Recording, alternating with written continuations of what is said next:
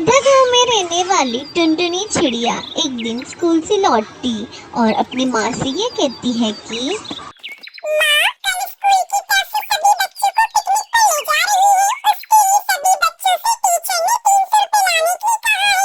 माँ, तुम भी अपनी बिटिया को पिकनिक पर जाने के लिए पैसे दोगी ना? बिटिया, तुझे तो पता ही है आजकल मेरे कपड़े सिलने का काम बहुत कम हो गया है, क्योंकि मेरी सिलाई मशीन ठीक से काम नहीं कर रही है और आजकल के पक्षी भी सिले हुए कपड़े लेना ही ज्यादा पसंद कर रहे हैं। दरअसल टुनटुनी की माँ के पास जो सिलाई मशीन थी वो बड़ी ही पुरानी हो चुकी थी, क्योंकि वो एक सेकंड हैंड सिलाई मशीन थी जिसे वो किसी से खरीद कर लाई थी। टुनटुनी बहुत ही समझदार बच्ची थी। उसने अपनी माँ से कहा, मुझे माफ कर दे मेरी बच्ची, मैं कैसी माँ हूँ। अपनी गरीबी के चलते मैं तुझे छोटी छोटी खुशियाँ भी नहीं दे सकती।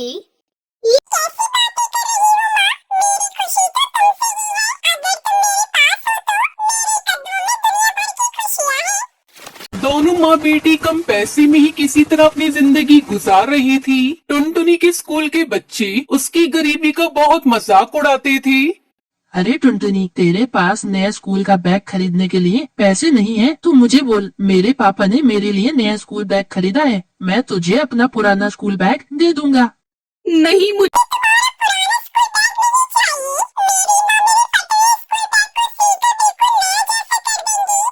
अच्छा, तो तेरी माँ इतनी अच्छी दर्जी है तो उनसे अपने फटे हुए जूते भी सिलवा लेना। इतना कहकर वो बच्चे हंसने लगते हैं। टुनटुनी को अपनी बहुत बेइज्जती महसूस होती है। वो घर आकर अपनी माँ को सब कुछ बताती है। कोई बात नहीं बेटी, तू दूसरे बच्चों की बातों पर ध्यान ही मत दिया कर, बस अपनी पढ़ाई से मतलब रख।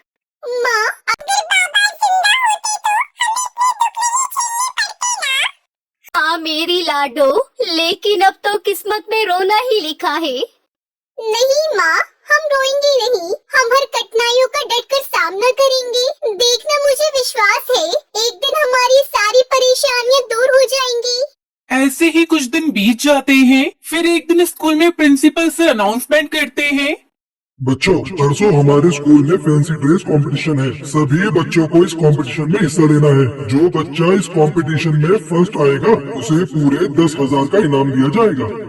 अनाउंसमेंट सुनते ही टुनटुनी ने सोचा, ये इनाम अगर मुझे मिल जाए तो मेरी माँ के लिए नई सिलाई मशीन आ जाएगी, लेकिन फैंसी ड्रेस कंपटीशन में पहनने के लिए मेरे पास कपड़े कहाँ से आएंगे? टुनटुनी की क्लास के बच्चों से बोलते हैं, टुनटुनी, फैंसी ड्रेस कंपटीशन में तू कौन सी ड्रेस पहन कर आएगी? अरे ये क्या पहनेगी? इसके पास तो स्कूल की ड्रेस भी ढंग से पहनने को नहीं है। अरे टुनटुनी, मेरे पास ही पुरानी ड्रेस है, तू कहे तो मैं तेरे लिए ला दूंगी। मुझे तुम्हारा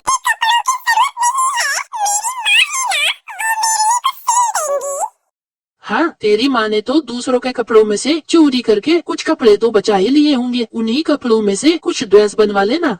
अपने दोस्तों की बात सुनकर टुनटुनी उदास हो जाती है। जब वो स्कूल से घर आती है तो उसकी माँ उसे खाना निकाल कर देती है।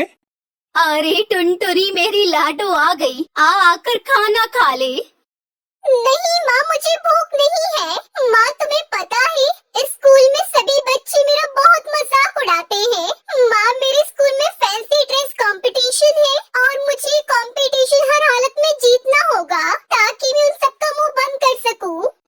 लेकिन बेटा, कंपटीशन में पहनकर क्या जाएगी? मेरे पास तो इतने पैसे नहीं है कि मैं तुझे कोई ड्रेस दिलवा सकूं। तभी टुनटुनी का ध्यान घर पर रखी अपनी पुरानी कॉपियों की ओर जाता है। वो सब कॉपियाँ भर चुकी थी और एक कोने में रखी हुई थी।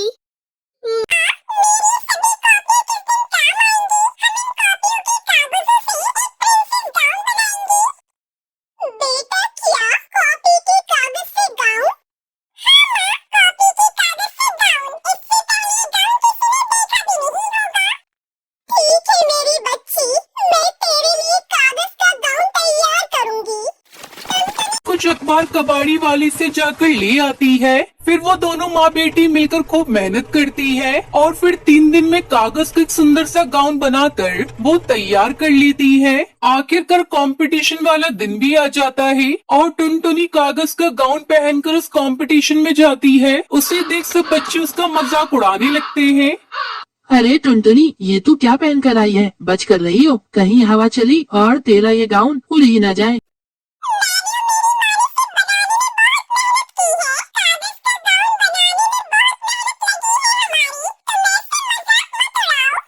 कुछ देर बाद कंपटीशन शुरू होता है। सभी पक्षी स्टेज पर एक एक करके आते हैं और रैंप वॉक करते हैं। फिर सबसे आखिर में टुनटुनी अपना कागज वाला गाउन पहनकर आती है। उसका कागज का गाउन जजेस को बहुत पसंद आता है और उन्होंने टुनटुनी को विजेता घोषित करते हुए उसे फर्स्ट प्राइज के साथ 10,000 रुपए का इनाम दिया।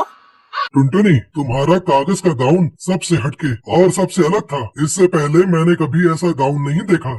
सर, ये मेरी माँ की मेहनत का नतीजा है। उन्होंने इस गाउन को बनाने में बहुत मेहनत की है।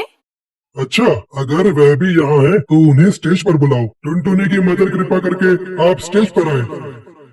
टुनटुनी की माँ स्टेज पर आती है। जजेस उसकी कारीगरी की खूब तारीफ करते हैं और फिर ऑडियंस में बैठे सभी बच्चों के माँ बाप ताली बजाकर उसका सम्मान बढ़ाते हैं। ये देखकर टुनटुनी की आंखों में आंसू आ जाते हैं। फिर इनाम में मिले पैसों से टुनटुनी अपनी माँ के लिए सिलाई मशीन खरीदती है। कुछ ही दिनों में उसकी कागज के गाउन की तारीफ हर जगह होने लगती है और कपड़ों के बड़े बड़े व्यापारी उसके यहाँ आने लगते हैं और उसे बड़े बड़े ऑर्डर देकर जाते हैं। इतना सारा काम मिलने की वजह से टुनटुनी की माँ खूब पैसे कमाती है। अब वो दोनों सिलाई करके खुशी खुशी अपनी जिंदगी गुजारने लगती है।